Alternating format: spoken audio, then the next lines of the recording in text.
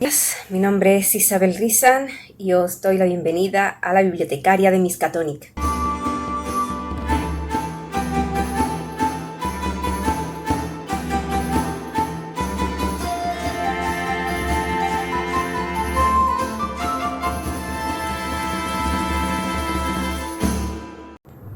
Buenos días, ratoncillos y ratoncillas. Espero que hayáis pasado un feliz lunes y un feliz martes. Gracias por estar aquí este miércoles. Voy lentita hablando porque estoy controlando la respiración, porque tengo hipo y entonces estoy controlando la respiración para intentar que se me quite. Bueno, pues antes de nada, bienvenido a los nuevos suscriptores, a los que siempre estáis ahí, a los que me dejáis los likes, los comentarios y hacéis la visualización completa del vídeo. Nos vamos ya con la obra, que es de Tolkien.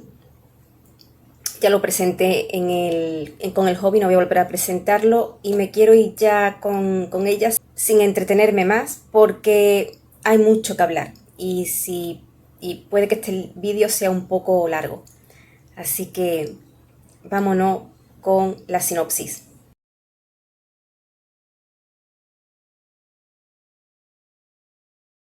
Pues traigo El Señor de los Anillos. Esta es la primera versión que tuve. Voy a presentar luego todas las ediciones que tengo. Esta es la primera edición que tuve. ¿De qué trata El Señor de los Anillos? Primero se hizo El Hobbit y luego El Señor de los Anillos. Y trata pues de un señor oscuro que engañó a todas las razas que vivían en la Tierra Media, a los elfos, a los enanos y a los hombres. Hizo una serie de anillos, los anillos de poder, le dio 3 a los elfos, 7 a los enanos y 9 a los hombres. Y en secreto él creó, es Sauron, su nombre, Sauron creó en secreto, como digo, el anillo único, que servía para esclavizar a todos. Lo que intentaba Sauron, pues esclavizar a toda la Tierra Media.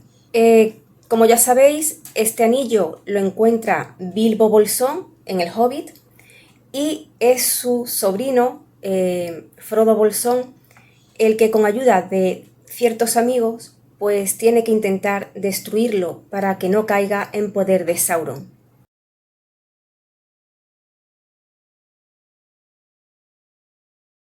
Bueno, he mezclado un poco en la sinopsis, he mezclado un poco de la historia mía con El Señor de los Anillos.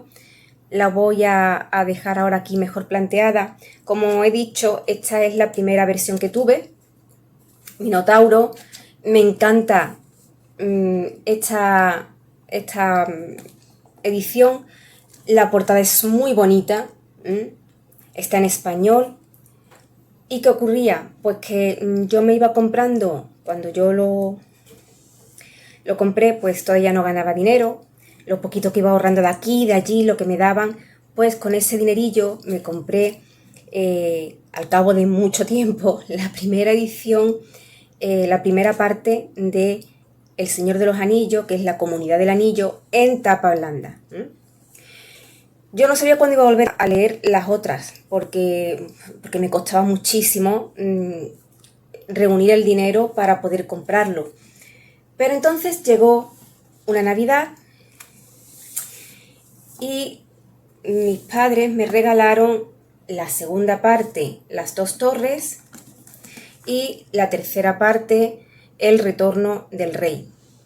Estos son también de Minotauro, pero ya era una edición distinta, con lo cual me rompía un poco la colección.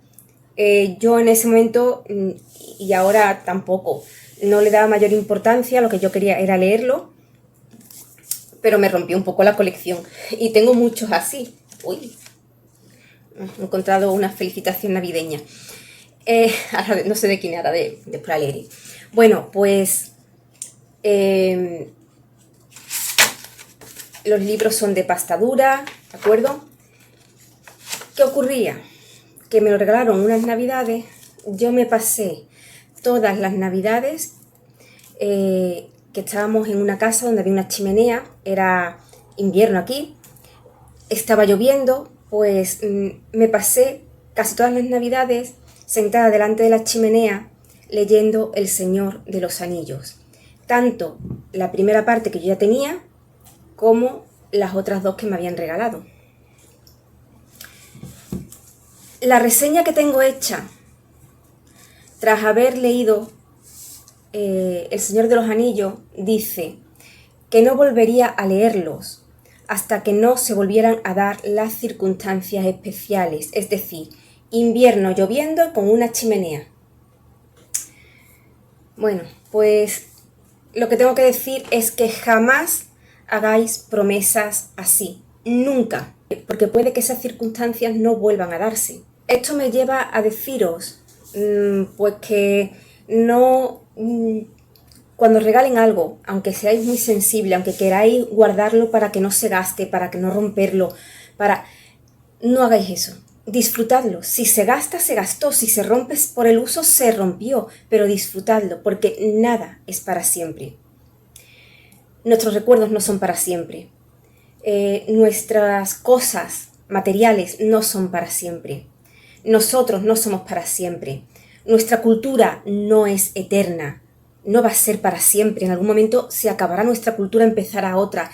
Nuestro mundo no es para siempre. El mundo terminará muriendo.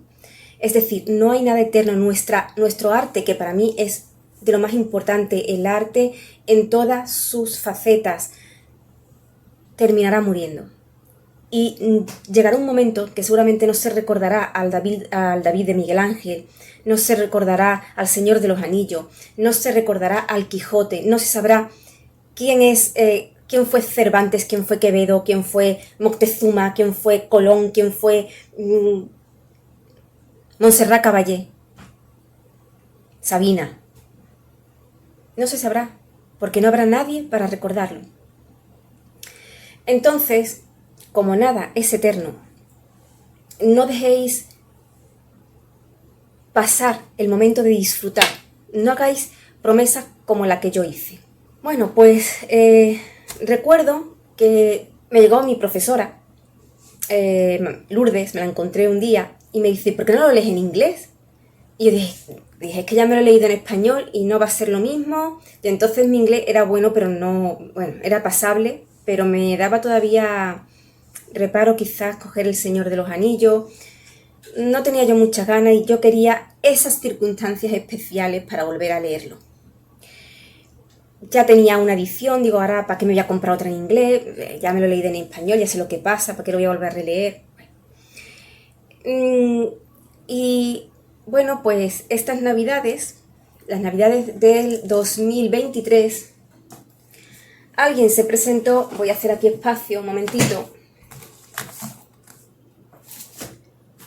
Ya lo presenté con el Hobbit, pero bueno, voy a volver a presentarlo.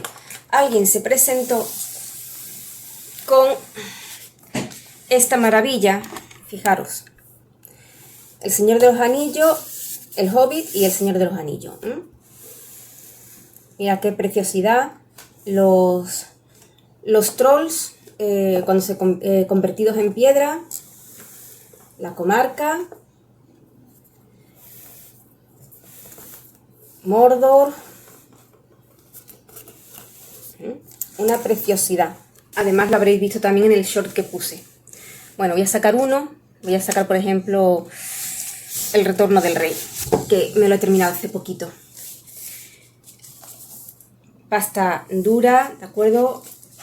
Sobrecubierta.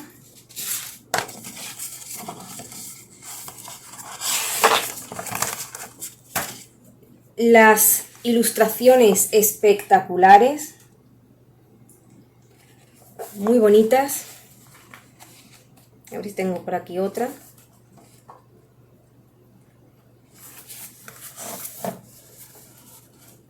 Aragorn y Éowyn, preciosa. Me he vuelto a leer El Señor de los Anillos en verano, en mi casa. Estos libros pesan muchísimo, con lo cual no han salido de mi casa. Lo leía cuando tenía tiempo libre. Y bueno, pues la verdad es que es bueno a veces volver a leer ciertos libros, porque no es lo mismo leerlos a unas edades y después leerlos a otras. Cuando yo lo leí cuando era una preadolescente, pues era simplemente una historia de fantasía, de aventuras. Mi única experiencia mala por aquel entonces, aparte de mis comidas de cabeza, pues las únicas experiencias así más traumáticas había sido la muerte de mi abuelo, y mis padres se encargaron de que no fuera muy dolorosa. Además pasó cuando yo era muy pequeña, tenía 3 años. Con lo cual los sentimientos de los personajes, que además los sigo encontrando a día de hoy muy ortopédicos, pues eran simplemente anécdotas. Tampoco es que me doliera mucho lo que les pasaba, ¿no? Pero claro, lo he cogido ya con esta edad. Y bueno, tengo ya trabajo de experiencia, tengo heridas abiertas, tengo heridas que sanan, tengo cicatrices, he evolucionado en algunos aspectos, he involucionado en otros, tengo en mis espaldas miedos, tengo batallas ganadas, tengo batallas perdidas, tengo experiencias dolorosas, tengo experiencias terroríficas, con lo cual esos sentimientos tan ortopédicos como los expone Tolkien aquí, que tiene un porqué de esto, pues sí los he sentido. He llorado con la trilogía, con la historia. Todavía me emociono un poco al recordarla. Y me acuerdo que el último capítulo lo leí antes de irme al trabajo, con lo cual me estaba tomando el café llorando, y me fui con los ojos como 2 tomates, vamos, al trabajo. A ver, la prosa de Tolkien no es fácil. A muchas personas se les hace pesada. ¿Por qué? Pues porque hay muchísimas descripciones, sobre todo el viaje de Frodo, cuando se queda solo con Sam, pues es sobre todo descripciones del paisaje. Entonces, si no te gustan las descripciones, puede que esto se te haga un poco cuesta arriba. ¿Por qué he dicho que es ortopédica en cuestión sentimental? Pues porque los personajes no demuestran lo que sienten. Es decir, sí, tú sabes que están tristes, sí, que están enfadados, sí, que están decepcionados, cansados, agotados, en las últimas están heridos de amor, sí, eso sale. Pero no es una obra que haga grandes aspavientos. Te va a decir que está llorando, que está triste o que está, pero no va a diseccionar esos sentimientos. Entonces, ¿qué ocurre? Pues que hay ciertas partes que cuando sí que penetra un poquito más en los sentimientos es cuando no te lo esperas y te da la puñalada, que se dice aquí. Y es cuando te emocionas. Quizás es muy efectista en ese aspecto. Que de repente, sin grandilocuencias, pues te haga entender qué es lo que está pasando, qué es lo que sienten esos personajes. Pero no esperéis una disertación de Éowyn porque Aragorn no la corresponde en su amor, porque no vais a encontrar eso. Quizás Tolkien escribía así porque es lo que pretendía, y lo comenté en su momento, en el vídeo del Hobbit, que lo voy a dejar por aquí o por aquí, era emular las sagas antiguas. Las sagas antiguas precisamente les pasa lo mismo. El personaje llora, se siente mal, pero en las originales antiguas no hay grandilocuencias, no te vas a poner a mirar con lupa los sentimientos de los personajes. Además, hay partes que abusan mucho del pero claro, no es que no sepa escribir, no es que no tenga técnica, es que trata de emular esos pasajes antiguos, y eso también lo encontramos muchísimo en la Biblia. La Biblia también abusa mucho del de la conjunción y. Hace unos días leí un comentario en Facebook de una usuaria que no le gustaba la literatura fantástica porque dijo, la literatura fantástica es lo que salen elfos y brujos. Dice, a mí no me gusta, yo prefiero la literatura realista, real, con personajes que me pueda encontrar en el día a día. Mi respuesta fue, no sabes lo equivocada que estás. no sabes lo equivocados que estáis todos los que decís que no os gusta la literatura fantástica. Si decís eso es porque no habéis leído literatura fantástica en vuestra vida. Porque precisamente lo que nos muestra la literatura fantástica son aspectos de nuestra vida que se encuentran en la vida real.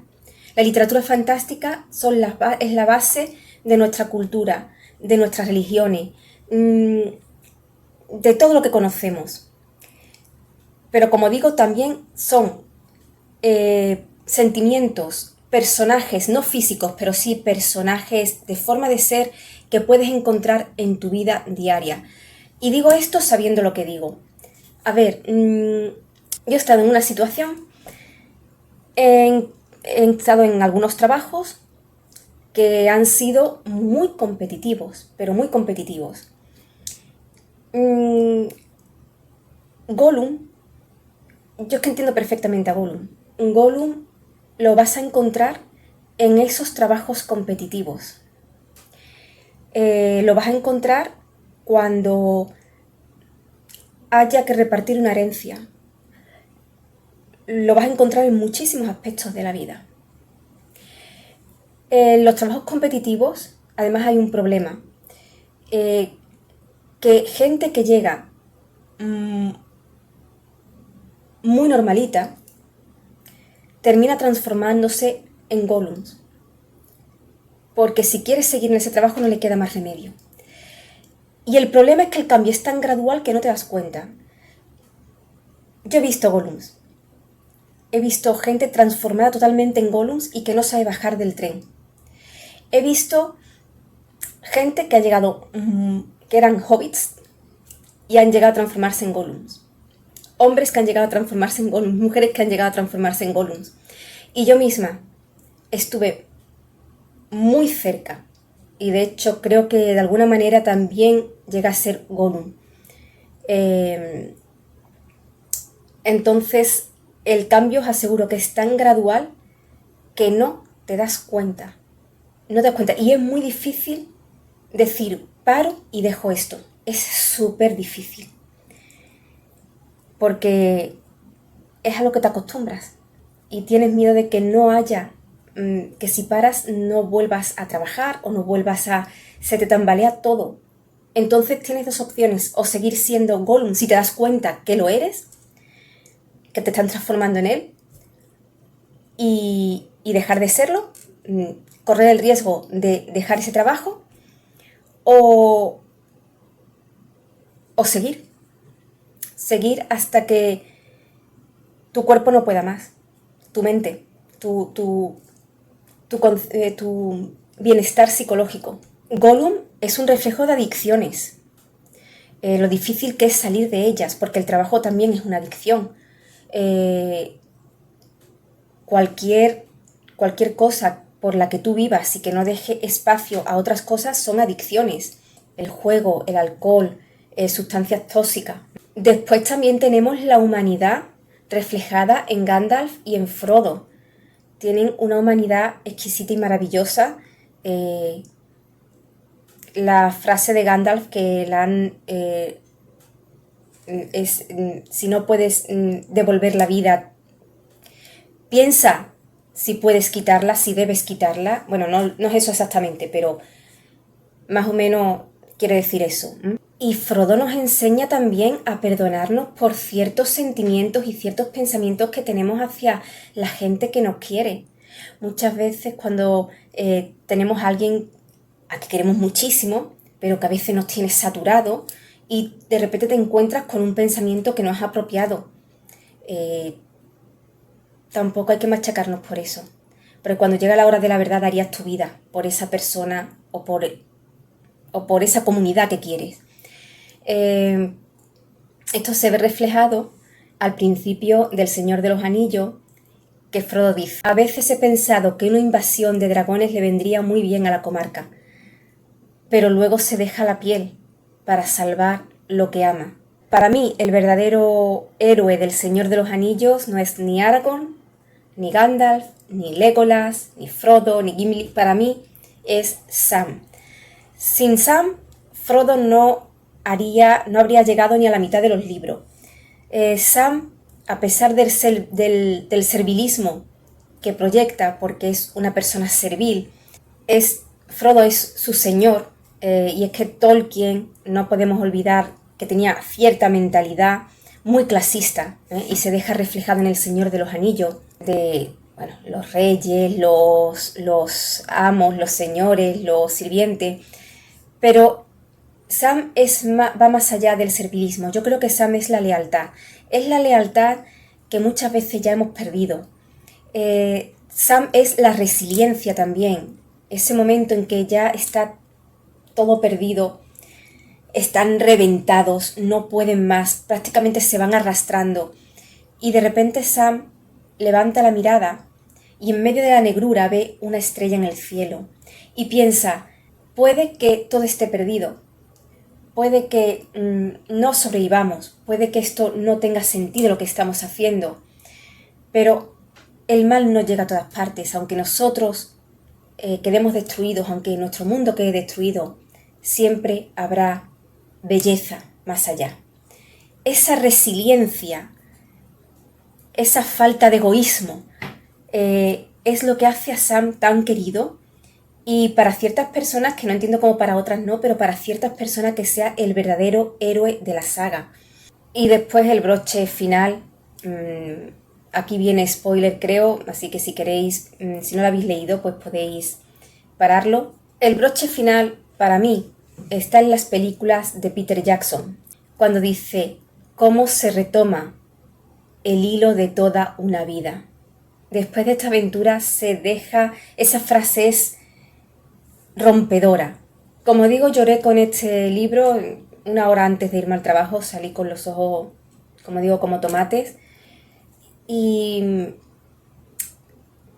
estoy hablando de él y te deja esa sensación, esa melancolía agridulce, que a veces es tan refrescante y tan necesaria también.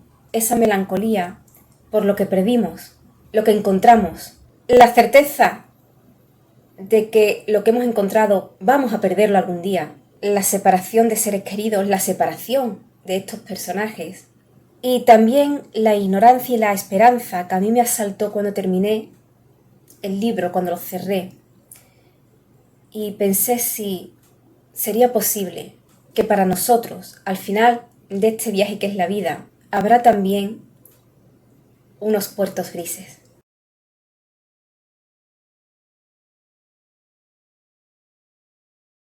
Bueno, pues como sabéis, Tolkien escribió El Hobbit para sus hijos y no tenía pensamiento de continuarla, pero tuvo tanto éxito que la editorial le pidió que escribiera una segunda parte, que la hiciera novela. Tardó 12 años en escribirla. Tenía muchísimo trabajo como académico, entonces la iba escribiendo a intervalos irregulares. Unas veces escribía más, otras veces escribía menos, había muchísimo lapsus de tiempo entre una y otra, así que tardó bastante en concluirla. Por supuesto, la obra se basa en escritos nórdicos antiguos, se basa también en el catolicismo, es una lucha entre el bien y el mal, pero también tuvo mucha influencia la Segunda Guerra Mundial. De hecho, Sauron y Mordor son las fuerzas alemanas. También se basó en el poema épico Beowulf, en narraciones finlandesas, en obras de Shakespeare, en escritos de Platón, y habla también de la resurrección representada en Gandalf. Mientras que en Inglaterra, Estados Unidos tuvo una acogida muy buena, en España tardó 20 años en publicarse. Ya por entonces se apuntaba en manera que a España no le gustaba mucho la literatura fantástica. La editorial que la publicó, pues esta que he mostrado antes, Minotauro. Minotauro era una editorial, argentina, y tenía una sede aquí en España. Pero posteriormente Minotauro se trasladaría a España, la sede principal, con lo cual, gracias a esto, se empezó a publicar en español. Sí es cierto que cuando se publicó también tuvo críticas malas, sobre todo la editorial, pues decía que no tiene nada que ver con el Hobbit, que era una versión muy oscura y muy adulta, y es que eso era lo que Tolkien quería. lo que al final decidió hacer. Se dijo de ella las malas críticas que era aburrida, que era clasista, que esto sí es cierto, es clasista, que era conservadora. Entonces sí, tuvo éxito, pero el éxito fue años después de publicarse, en los 60, en Estados Unidos, como digo. Posteriormente, cuando ya fue más conocida, pues después de los años 60, pues se acusó a Tolkien de racista, de fascista, pues porque todo el bando bueno era blanco, mientras que los que estaban al lado de Sauron eran negros. Sin embargo, esto ya se contradice. El mismo Tolkien lo contradijo cuando, como ya comenté en El Hobbit, y a ver el vídeo si queréis, la vida de este hombre, pues explotó contra los nazis y no quería saber absolutamente nada de ellos. Hay que entender una cosa, la saga de Tolkien se basa en las leyendas nórdicas, con lo cual la mayor parte de los personajes son de piel blanca y rubios. A día de hoy han salido un juego de cartas de Magic sobre el Señor de los Anillos y ponen a un Aragorn negro.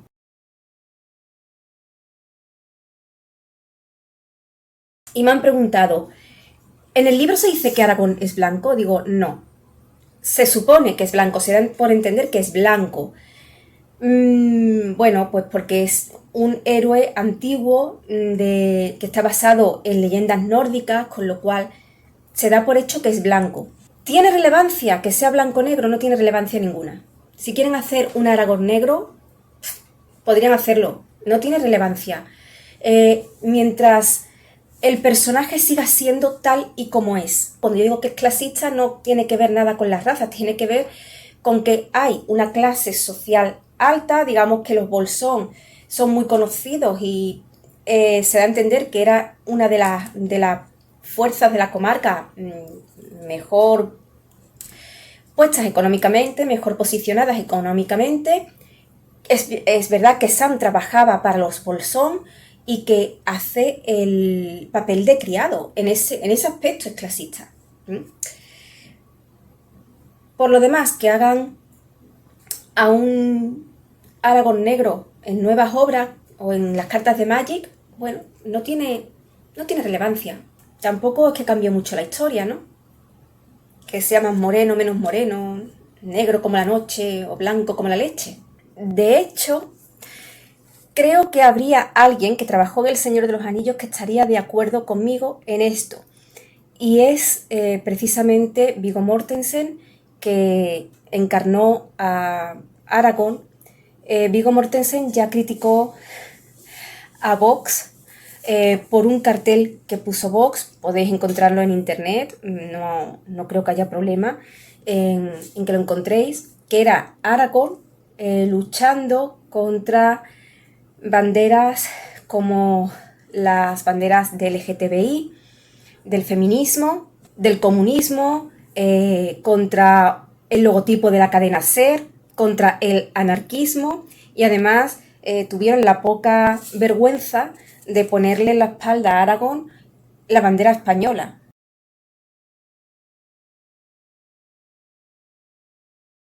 Entonces, Viggo Mortensen criticó duramente a Vox por esto y sus palabras fueron: hay que ser bastante ignorante para pensar que el uso del personaje de Aragorn de la trilogía cinematográfica El Señor de los Anillos para promover la campaña electoral de un partido xenófobo de ultraderecha como Vox sería una buena idea.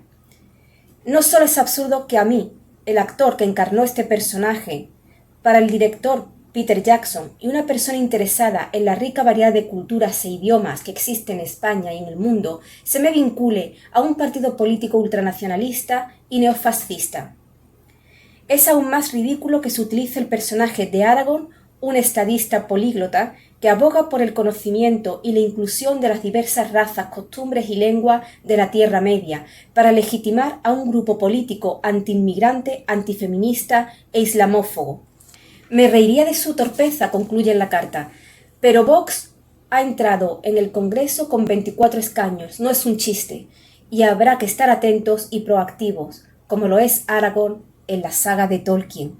Así que creo solo, habría que preguntarle a él, que coincidiría quizás con mi opinión y con la opinión de algunos más, en que se haga un Aragorn negro no tiene relevancia en la historia.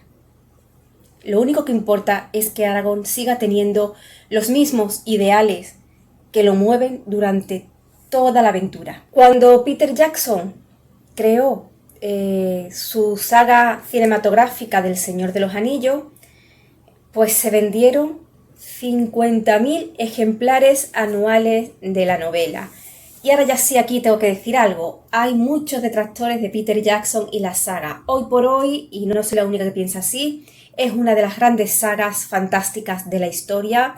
Y sí, quizás si sacamos lo de fantástica, una de las grandes sagas de la historia del cine, está muy bien hecha, cambian cosas, por supuesto que sí, no es fiel porque es que sería imposible. De hecho, yo me alegro que hayan quitado, por ejemplo, a Tom Bombadil de las películas, porque no tiene relevancia prácticamente ninguna. Que salva a los hobbits de una situación difícil, complicada, o de un par de ellas, sí, pero más allá no tiene ninguna relevancia. Hubiera sido un error meterlo en las películas. Que me gusta mucho más la saga, los libros que la película también, porque el final de los libros no tiene nada que ver con el final de la película. Hay muchas sorpresas. Pero a mí las películas me encantan. De hecho, se han añadido cosas que no aparecen en los libros y se han eliminado otras que, bueno, que ya digo, para mí no tienen mucha relevancia. De hecho, hacen la lectura más pesada. Así que, bueno, yo me quedo con las dos, me quedo con los libros y con la película. Porque, de hecho, me he terminado de leerme El Señor de los Anillos y estoy ahora volviendo a ver las películas de Peter Jackson, que, bueno, pues la verdad es que me condicionaban mucho a la hora de hablar de los libros, porque yo me los había leído solamente una vez y lo que tenía más en la mente eran las películas. Entonces yo tenía que también desechar un poco esto y quedarme con los libros, por eso también el leerlos una segunda vez. Ratoncillos, mira, es una saga deliciosa tanto en película como en libros, yo la recomiendo. Seguramente la habréis leído muchos de vosotros, dejadme qué os pareció los libros, si os quedáis con la película o os quedáis con los libros, os quedáis con los dos. Y nada, darle una oportunidad a la literatura fantástica. Dentro de poco voy a empezar a sacar más literatura fantástica, porque realmente no es que no os lo vayáis a encontrar jamás en la vida a elfos, dragones y orcos. Es que os los vais a encontrar, pero os los vais a encontrar con una carcasa muy parecida a la vuestra. La literatura fantástica es mucho más que magia. Y esa magia a veces también, esa magia que aparece en la literatura fantástica, la echo mucho de menos en la vida real también a veces. Así que no está mal tampoco dejar un poco la realidad de lado. A veces tanta realidad enferma. Ratoncillos, antes de iros, por favor, el like, suscribíos que es gratuito, recomendadme, compartid el vídeo si queréis, si podéis, si tenéis ganas.